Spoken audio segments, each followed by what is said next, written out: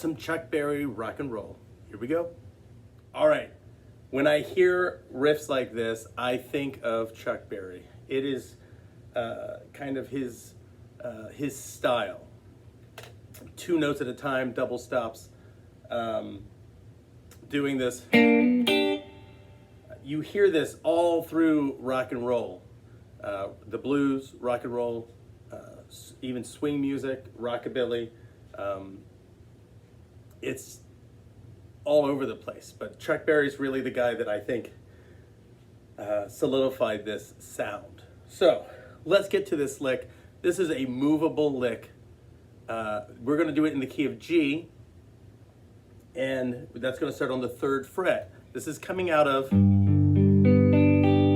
this G, top 2 notes, D and G, on the 2nd and 1st string, using my 1st finger. Okay, now I'm starting on the and of 4 of the measure before. 1, 2, 3, 4, and 1 and 2. Right? 1, 2, 3, 4. All right.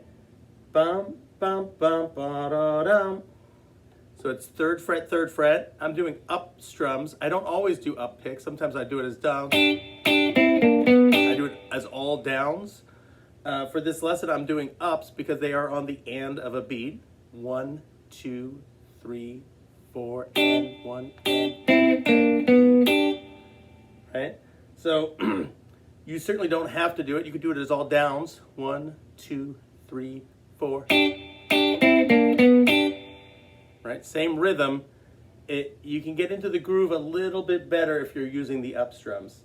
But 3, 3, and then you're going to the 5th fret of the 2nd and 3rd string. And I'm using my 3rd finger there, right? 1st finger for this, and then 3rd finger on the 5th fret.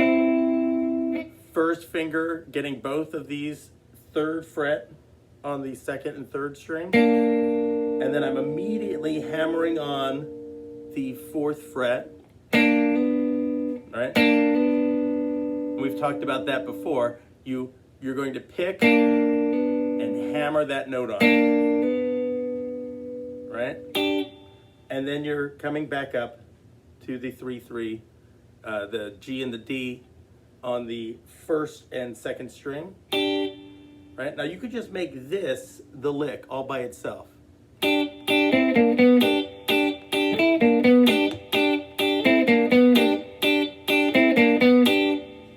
Right? That classic. You just do that. All right? But I've added this second half to it as kind of an end that you can do the same lick, but then instead of going up to the 1st and 2nd string on the 3rd fret, you can go down to the G on the 5th fret of the 4th string. That sounds like this. All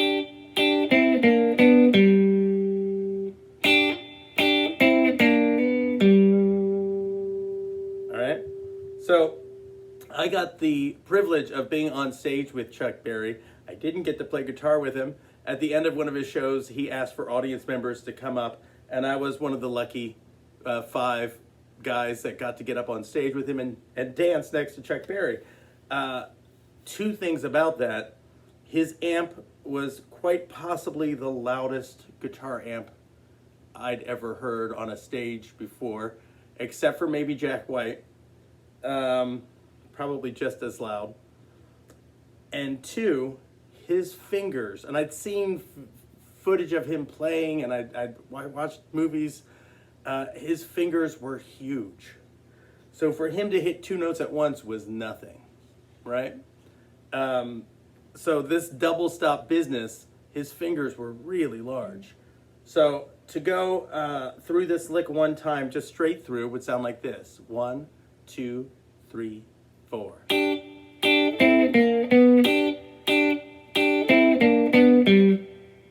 Right? Okay? Now, you can take this and move it up to the 4 chord, right? If we're in the key of G, G is the 1 chord. You go to the C chord, you're going to start on the 8th fret, not the 3rd fret, but the same exact lick.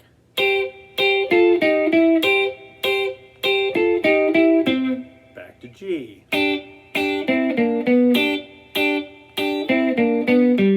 Then if you go to the 5 chord, the D, that's going to be up on your 10th fret. For this lick, 10th fret. Down to the 8th fret for C. Down to the 3rd fret for G. All right? So then you get a whole 12-bar blues of doing this. So I'm going to play through a whole 12-bar blues using this lick on the 1 chord, the 4 chord, and the 5 chord, right? 12-bar blues. If you don't know your 12-bar blues, check out some lessons on the 12-bar blues that I have.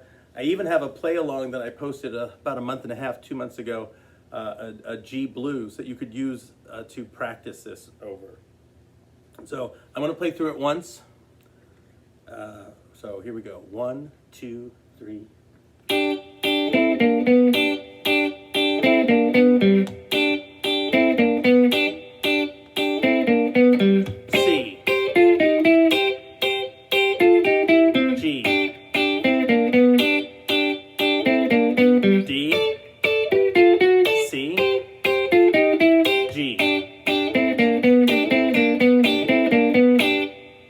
Right, and all I did there at the end was just repeat this lick instead of going to this little end thing.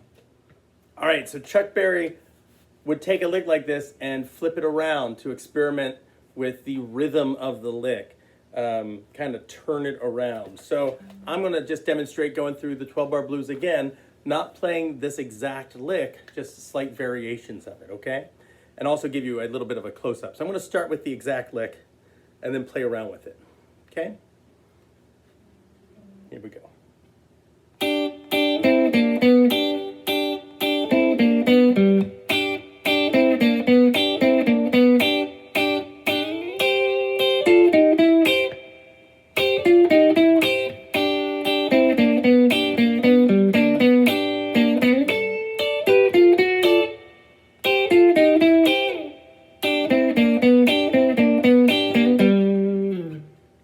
All right, take some time. Work on little ways to get in and out of this. Certainly doing this lick the whole solo will work. You might want to mix it up a little bit. Start with some blues scale, start with some swing scale, and then go into this lick, right? But it's a great little way to get into a solo. If we're going...